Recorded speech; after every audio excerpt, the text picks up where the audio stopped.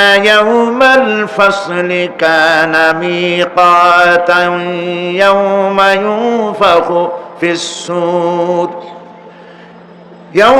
ينفخ في السور فتأتون أفواجا وفتحت السماء فكانت أبوابا وسيرت الجبال فكانت سرابا صدق الله العظيم إن يوم الفصل كان ميقاتا নিঃসন্দেহে বিচারের দিনটি পূর্ব থেকেই নির্ধারিত হয়েই আছে। ইয়াউমা ইউনফাখু ফিস-সূর ফাতাতুনা আফওয়াজা, যেদিন সিংহায় ফুঁক দেওয়া হবে তখন তোমরা দলে দলে বেরিয়ে আসবে। ওয়া ফুতিহাতিস সামাউ ফাকানাত আবওয়াবা, আর আকাশ সমূহ খুলে দেওয়া হবে তখন তা শুধু দরজা আর দরজা হয়ে যাবে। ওয়া সুইরাতিল জিবালু ফাকানাত সারাবা, আর পাহাড় সমূহকে চালিয়ে দেওয়া হবে ফলে তা মরীচিকায় পরিণত হয়ে যাবে। তেলাওয়াতকৃত আয়াতের এই হচ্ছে তরজমা। সূরা নাবা হচ্ছে নবী করিম সাল্লাল্লাহু আলাইহি ওয়াসাল্লাম বলেছেন, কেউ যদি দুনিয়ায় বেঁচে থাকা অবস্থায় পরকালীন দৃশ্য চোখে দেখতে চায় সেজন্য সূরা আন-নাবা, সূরা আল-মুরসালাত, সূরা আন-নাজিআত, সূরা আল-ইনফিতার, সূরা আত-তাকবীর, এই সূরাগুলি যেন পড়ে, তাহলে কিয়ামতের দৃশ্য নিজ চোখে অবলোকন করতে পারবে। সুবহানাল্লাহ বলেন। পরকালীন জীবন সম্পর্কে কোরআন যেসব যুক্তি পেশ করেছে তা হলো আল্লাহর এসব কিছুই বিচক্ষণতার বাইরে ছিল না, লক্ষ্যহীন এবং নিরর্থক নয়। আল্লাহ পাক বলছেন, আফাহাসিবতুম আন্নামা খালাকনাকুম আবাসা ওয়া আন্নাকুম ইলাইনা লা তুরজাউন, তোমরা কি ভেবেছো যে তোমাদেরকে সৃষ্টি করা হয়েছে খামোখা আর তোমাদেরকে আমার কাছে ফিরে আসতে হবে না? এটাই কি মনে করেছো? আল্লাহ রাব্বুল আলামিন কোরআনে কারীমের অন্যত্র বলেন, আয়াহসাবুল ইনসানু আইয়ুতরাকা সুদা, মানুষ কি ভেবেছে যে তাদেরকে নিরর্থক আমি সৃষ্টি করেছি? মোটেই না। وما خلقنا السماوات والأرض وما بينهما لاعبين, আল্লাহ পাক বলেন, এই আকাশ আর জমিন আর এর মধ্যবর্তী যা কিছু আমি সৃষ্টি করেছি কোনটাকে খেল তামাশার বিষয়বস্তু করে তৈরি করি নাই, নিরর্থক করে বানাই নাই। প্রত্যেকটি সৃষ্টির পেছনে বিচক্ষণতার দাবি হিসেবেই সৃষ্টি করা হয়েছে, বিরাট কারণ রয়েছে, খামোখা বানানো হয় নাই। এই পৃথিবীর একদিন শেষ হয়ে যাবে, এই বিশ্ব ব্যবস্থার একদিন পরিসমাপ্তি হয়ে যাবে, এই আকাশ থাকবে না, এই জমিন থাকবে না। বিশ্বাস করেন? আর যারা জবাব দিলেন না, বিশ্বাস করেন? আকাশ, জমিন, এ মানব গোষ্ঠী কিছুই থাকবে না, একদিন সব শেষ হয়ে যাবে। বিশ্ব ব্যবস্থার পরিসমাপ্তি কিভাবে ঘটবে কোরআনে কারীমে আল্লাহ রাব্বুল আলামিন পরিষ্কার করে বলে দিচ্ছেন। লক্ষ্য করো কেমনে এই পৃথিবীকে ধ্বংস করা হবে। আল্লাহ পাক কোন জিনিসকে গোপন রাখেন নাই, ওপেন সিক্রেট, সবগুলিকে খুলে খুলে আল্লাহ বয়ান করে দিয়েছেন।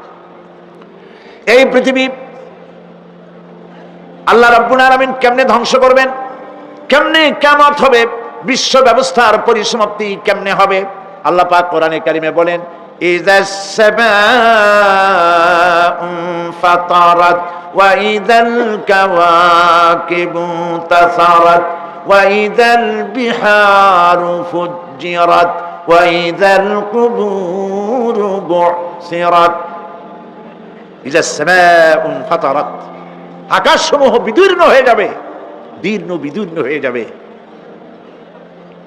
কাতাইয়িস সিজিল্লি লিল কুতুব, কিতাবের পৃষ্ঠা যেমন একটার উপরে একটা পড়ে, শুনতেছেন কথা?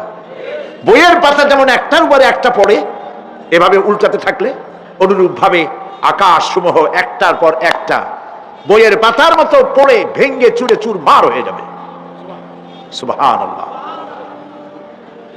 ওয়াইদাল কাওয়াকিবু ইনতাসারাত, সমস্ত তারকাগুলি বিক্ষিপ্ত হয়ে পড়তে থাকবে।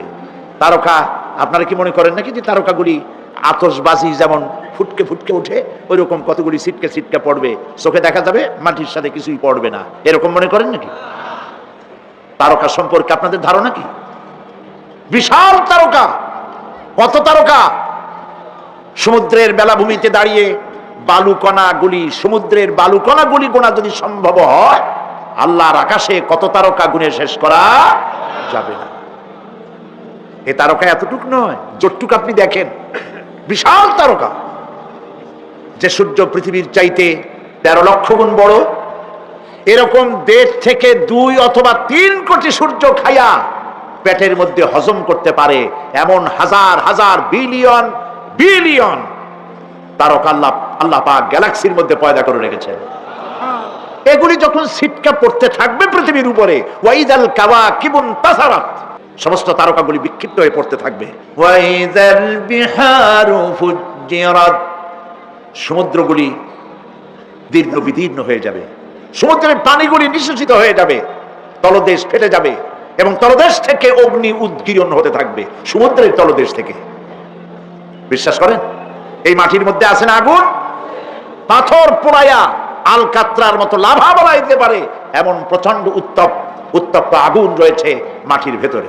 সমুদ্রের পানিসমূহ নিঃশেষিত হয়ে যাবে, দীর্ণ বিদীর্ণ হবে, সেখানে আগুন জ্বলতে থাকবে। কি ভয়াবহ দৃশ্য হবে! আর কবরের মধ্যে যা কিছু আছে কবরগুলি তা উদ্গীরণ করে দেবে।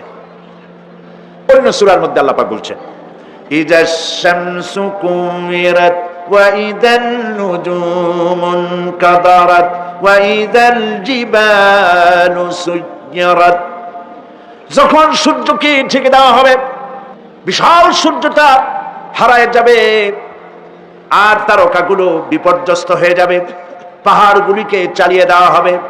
فإذا النجوم طمست وإذا السماء فرجت وإذا الجبال نسفت, যখন তারকা স্থিমিত হয়ে যাবে, তারকাগুলিতে কোনো আলো থাকবে না, আসমান বিদীর্ণ হবে, পাহাড় সমূহ উড়িয়ে দেওয়া হবে। সুবহানাল্লাহ, পাহাড়গুলি উড়ায় দেওয়া হবে। অবস্থা লক্ষ্য করেন, আকাশ ভেঙে ভেঙে পড়তেছে, তারকাগুলি বিক্ষিপ্ত হয়ে পড়তেছে, সব সমুদ্রের পানি শেষ হয়ে গিয়েছে, সমুদ্রের তলদেশ ফেটে ফেটে অগ্নি উদ্গীরণ করে দিচ্ছে, সূর্য ঢাকা পড়ে গেছে। মহান আল্লাহ রাব্বুল আলামিন বলেন, শুধু সূর্য ঢাকা পড়বে না, মানুষরা দেখতে পাবে ফাইদা বারিকাল বাসারু ওয়া খাসাফাল কমারু ওয়া জুমিআশ শামসু ওয়াল কমার, যখন চক্ষু বিস্ফারিত হবে, মানুষের চোখগুলি ছানা বড় হয়ে যাবে, এই দৃশ্য দেখে চাঁদে আলো নাই, সূর্যতে আলো নাই, চাঁদ আর সূর্য দুটি একাকার হয়ে যাবে। আল্লাহ পাক বলছেন, ওয়া হুমিলাতিল আরদু ওয়াল জিবালু ফাদুক্কাতা দাক্কাতান ওয়াহিদা, জমিন আর পাহাড়গুলোকে এর মধ্যে সংঘর্ষ বাঁধিয়ে দেওয়া হবে, পাহাড়গুলি উঁচু করে মাটির উপরে আছাড় মারা হবে, একই আঘাতে পাহাড়গুলি চূর্ণ বিচূর্ণ হয়ে যাবে। সুবহানাল্লাহ! এই কথার মধ্যে কোনো ভুল আছে? কেবলমাত্র কাফের বেঈমান তাদের কলিজায় এই কথা ভয়ের সৃষ্টি না করতে পারে। ঈমানদারদের কলিজা ফেটে যাওয়ার কথা। কি ভয়াবহ দৃশ্য! তারকা পড়তেছে, আকাশ ভাঙতেছে। খালি রাশিয়ার একটা রকেট বহু বছর পর্যন্ত মহাশূন্যে উঠতেছিল, একদিন পত্রপত্রিকায় দেখতে পেলাম ওইটা ভেঙে পড়বে, ওইটার মেয়াদ শেষ হয়ে গেছে, ভেঙে পড়বে। বিশ্ব মহাচিন্তায় পড়ে গেল, কোন দেশে পড়বে? যদি কোনো দেশের উপরে পড়ে সে দেশ শেষ হয়ে যাবে, বিল্ডিং, মানুষ, স্থাপনা সব চূর্ণ বিচূর্ণ হয়ে যাবে, ভয়তে অস্থির। রাশিয়ার বিজ্ঞানীরা চেষ্টা করলো সেটাকে সরাইয়া কোন জমিনে যাতে না পড়ে মহাসমুদ্রে ভালাবার জন্য চেষ্টা করতে লাগলো। মনে আছে ঘটনা আপনাদের? পত্র পত্রিকা যারা পড়ে মনে থাকারই কথা। রাশিয়ার একটা রকেট, এটার কত বড় হবে, ওইটা ভেঙে চুরে পড়বে, সে ভয়তে দুনিয়া অস্থির। আর আল্লাহ পাক বলছেন, এতে কোনো সন্দেহ নাই, আকাশ একটার পর একটা ভেঙে চুরে চুরমার হয়ে পড়তে থাকবে, তারকাসমূহ বিক্ষিপ্ত হয়ে পড়বে, দরিয়া দীর্ণ বিদীর্ণ হয়ে যাবে, চন্দ্র আর সূর্য ধাক্কা লেগে একাকার হয়ে যাবে, চাঁদে আলো নাই, সূর্যে আলো নাই, অন্ধকার এক বিভীষিকাময় পূর্ণ হয়ে যাবে গোটা বিশ্ব। পাহাড়গুলো উঁচু করে মাটির উপরে আছাড় দেওয়া হবে, এক ধাক্কায় পাহাড়গুলো ভেঙে চুরে চুরমার হয়ে যাবে। সুবহানাল্লাহ। এই অবস্থা যখন, এই ভয়ঙ্কর পরিস্থিতি যারা লক্ষ্য করবে, আল্লাহ রাব্বুল আলামিন বলেন, মানুষেরা ভয় অস্থির হয়ে দৌড়াদৌড়ি আরম্ভ করবে। ইয়াকুলুল ইনসানু ইয়াউমাইদিন আইনাল মাফার। মানুষরা পাগলের মতো শুধু দৌড়াদৌড়ি করবে আর বলবে, পালাবো কোথায়, ভাগবো কোথায়, কোথায় যাব? আল্লাহ রাব্বুল আলামিন জবাবে বলেন, কাল্লা লা ওয়াজরা ইলা রাব্বিকা ইয়াউমাইদিনিল মুস্তাকার। কখনই নয়, ভাগবার জায়গা নাই, পালাবার জায়গা নাই, আল্লাহ রাব্বুল আলামিনের আশ্রয় ছাড়া কোনো আশ্রয় নাই। এই বিভীষিকাময় দৃশ্য হয়ে যাবে, সব মরে যাবে, কেউ বাঁচবে না। মালাকুল মউতকে আল্লাহ পাক জিজ্ঞেস করবেন, কে এখন বেঁচে আছে আর কারা বেঁচে আছে? তিনি বলবেন, হযরত জিবরাইল, হযরত মিকাইল, হযরত ইসরাফিল। আল্লাহ পাক নির্দেশ করবেন, এদের জান কবজ করো।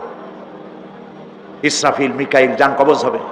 হযরত জিবরাইল আমিন শাদীদুল কুওয়া, প্রচন্ড ক্ষমতা আল্লাহ তাকে দান করেছেন, সুবহানাল্লাহ বলেন। দুনিয়ার সব নবীদের কাছে বাণী বহন করে নিয়ে আসছেন পূর্ণ অথেন্টিসিটির সাথে, সুবহানাল্লাহ। আল্লাহ পাক যাকে বলেছেন রূহুল আমিন, নবী করিম সাল্লাল্লাহু আলাইহি সাল্লামের মেরাজের রাত্রে যে কথা বলা হয়েছে, ওয়ালাকাদ রাহু বিল উফুকিল মুবিন, পশ্চিম দিক বলয় তিনি যা দেখতে পেয়েছিলেন, তাফসীর বলছে হযরত জিবরাইলের পূর্ণ আকৃতিতে নবী করিম সাল্লাল্লাহু আলাইহি সাল্লাম তাকে দেখতে পেয়েছিলেন।